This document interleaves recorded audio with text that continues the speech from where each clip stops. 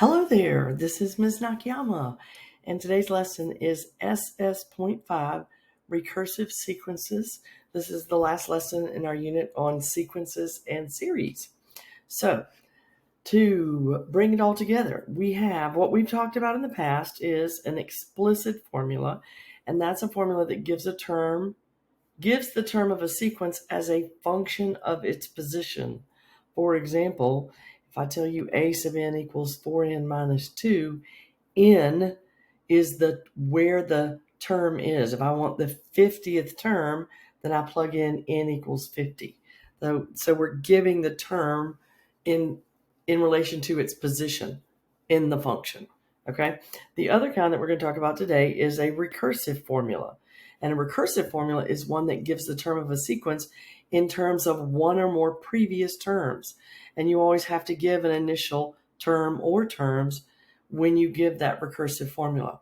So it might look something like this. A sub n equals a sub n minus 1 plus a sub n minus 2. And then a sub 1 would equal 1 and a sub 2 could equal 1. They could be whatever you want. But what you got to pay attention to is if this says a sub n, then n minus 1, a sub n minus 1, means that's the term that comes before this one. And a sub n minus 2 is the one that comes 2 before this one, or 1 before that one. So you're always using the term that comes prior, the previous term. So you've got to be able to give the terms of a recursive sequence. So here's our first example. Find the first 5 terms of the sequence in which a sub 1 is equal to 8 and a sub n plus 1 equals negative 3a sub n plus 6. So this looks even different than what I just gave you up there, but you need to recognize it because they could give it to you however. But that says n plus 1, a sub n plus 1. Well, then a sub n is the one that comes before it.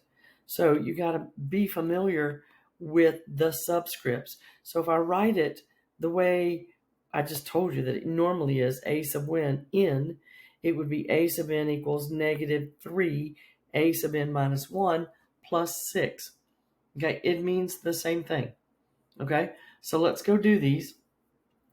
The first one is going to be a sub 2, and a sub 2 is going to be negative 3 times a sub 2 minus 1 plus 6. Well, that's negative 3 times a sub 1 plus 6. So that means I'm going to take that formula and I'm going to plug in what a sub 1 is. Well, what's a sub 1? They told us up here. So a sub 1 is 8. I plug it in, I'm going to get negative 18. Now I'm always going to use that term. So the previous term. So to find the next term, all right, a sub 3, I'm going to do negative 3 times a sub 2 plus 6. Well, what is a sub 2? That's the one we just found. So I'm plugging in negative 18, and I simplify that, and I get 60. And then I'm going to do the same thing. A sub 4 means negative 3 times a sub 3 plus 6. And that's going to be negative 3 times that previous term plus 6. That'll give me negative 174. And then I have a sub 5 is going to be negative 3 times a sub 4 plus 6, or negative 3 times the previous term, which is negative 174, and that gives me 528.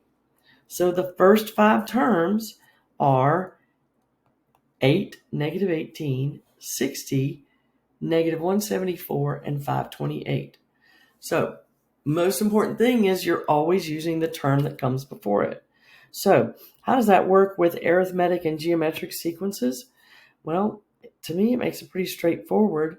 If it's arithmetic, I'm just going to take the previous term and add d to it. If it's geometric, I'm going to take the previous term and multiply it by r. So look at these. Write a recursive formula for each sequence. So I'm going to take each term and I'm going to subtract 20 minus 8. That's 12. 50 minus 20 is not 12. So it's not a common difference. Then I'm going to do 20 over 8. Well, that's equal to 5 over 2. And 50 over 20 is 5 over 2. And so forth and so on. So I know that r is equal to 5 over 2, 5 halves. So what did we just say? It's geometric. I just have to multiply it by the previous term.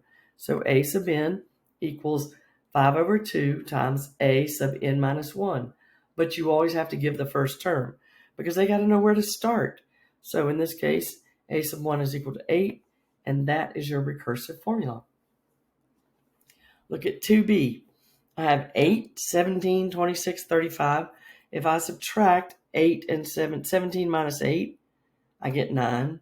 26 minus 17, I get 9. So forth and so on. So this time, I have a common difference of 9. Okay, so my a sub n is going to equal a sub n minus 1 plus 9. And where do I start? Again, I start a sub 1 equals 8, and that's all you have for the formula.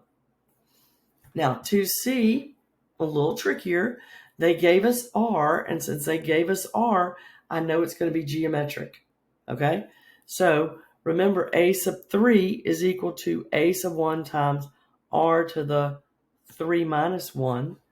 So, a sub 3 is 16. A sub 1 is what I'm looking for. R is 4, and it's 4 squared. So that's 4 squared is 16. So that's going to give us a sub 1 equal to 1. So my recursive is going to be a sub n equals r is 4 times a sub n minus 1, and a sub 1 is equal to 1. And that's all you got. Okay, last example. Write an explicit rule and a recursive rule for each sequence. Recall that D is the common difference of an arithmetic sequence and R is the common ratio of a geometric sequence. So for the first one, if I'm going to do the explicit, then that is the formula that a sub n equals a sub 1 plus n minus 1 times D. So do I know a sub 1, so I've got a sub n is equal to, remember when we plug in to get that explicit formula, I got to know the first term and I got to know my D.